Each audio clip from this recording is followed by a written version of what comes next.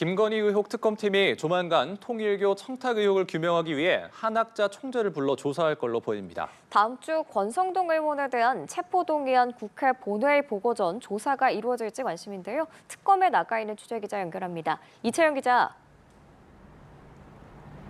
네, 김건희 의혹 특검팀은 다음 주 월요일 통일교 교주 한학자 총재를 불러 조사할 계획인 것으로 전해졌습니다. 다만 한 총재는 최근 서울 아산병원에 심장 관련 시술을 받고 입원한 걸로 전해졌습니다.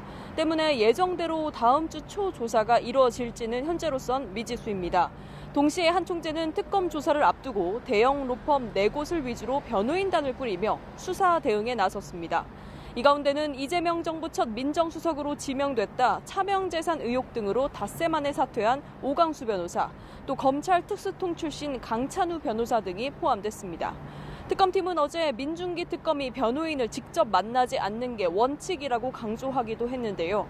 앞서 한 총재 변호를 맡은 판사 출신 변호사가 특검 사무실을 찾아 민특검을 직접 만난 걸로 전해지면서 논란이 일기도 했습니다. 특검은 앞서 김 씨 공소장에 한학자 총재의 보고와 승인을 거쳐 통일교 간부가 김건희 씨의 교단 청탁과 함께 샤넬백 등 금품을 건넸다고 적시했습니다. 통일교가 권성동 국민의힘 의원에게 정치자금 1억여 원을 제공했다는 의혹, 또 국민의힘 당대표 선거에 교인들을 집단 가입시킨 의혹 역시 한학자 총재를 통해 규명해야 할 의혹들입니다. 특검은 통일교의 전당대회 개입에 권성동 의원의 당대표 당선을 돕기 위한 김건희 씨 요청이 먼저 있었다 이렇게 판단했습니다. 통일교 측은 특정 간부의 개인 일탈로 치부해왔지만 의혹의 정점으로 지목된 한 총재를 상대로 특검은 윤 전 대통령 부부와의 정권 유착 의혹을 확인할 걸로 보입니다.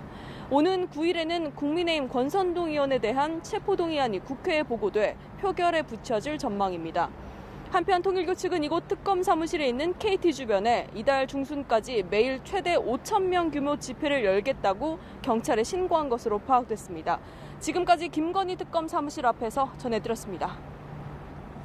네, 내란 특검은 국민의힘 원내대표실에 대한 압수수색 시도에 나섰습니다. 야당의 반발에 연이틀 무산된 뒤 세 번째로 영장 집행에 나선 건데요. 이동훈 기자 관련 소식 전해주시죠. 네, 내란 특검이 오늘 오전 국민의힘 원내대표실과 행정국에 대한 압수수색 영장 집행에 나섰습니다. 연이틀 압수수색 불발에 이어 오늘도 세 번째로 시도를 하는 건데요.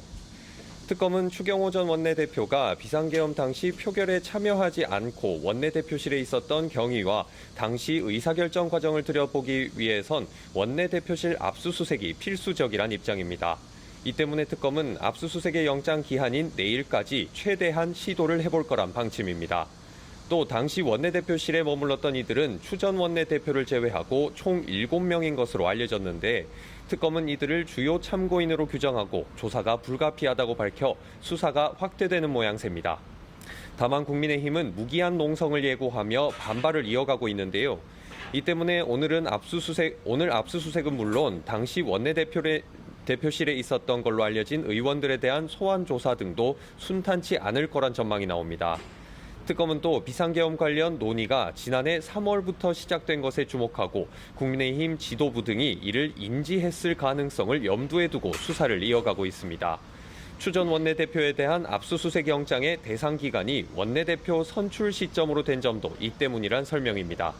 현재로선 추 전 원내대표 등의 계엄 가담 가능성이 낮다고 보지만 모든 가능성을 열어둔 겁니다.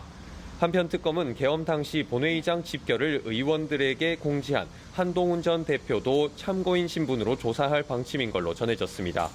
구체적인 일정은 조율되지 않은 상태인데 한 전 대표의 출석 의사에 따라 결정될 걸로 보입니다. 지금까지 서울 고검에서 연합뉴스TV 이동훈입니다.